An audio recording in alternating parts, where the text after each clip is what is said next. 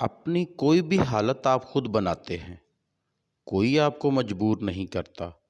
अगर आप खुद को बेचारा, मायूस, बुझा हुआ, जुल्मों सितम सहने वाला, लोगों की हमदर्दियां इकट्ठी करने वाला समझते हैं, तो आप वैसे ही बाहर से भी नजर आने लगते हैं। लेकिन अगर आप खुद को पूरा एतमाद, सब कुछ हंसकर बर्दाश्त करने वाले, हौसला और जुर्रत वाला इंसान समझते हैं, तो आप बाहर से भी वैसे ही नजर आने लगते हैं।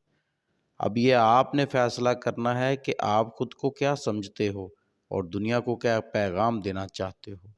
पहल आपकी है, बाद में कोई और। पहले खुद को इज्जत दें, फिर दूसरों से उम्मीद रखें। हो सके तो लोगों को एक अच्छा पैगाम दें, एक पूरा एतमाद और जुर्रतमंद शख्सियत वाला पैगाम दें। आपकी इज्जत आपके हाथ में है, किसी और के हाथ में नहीं।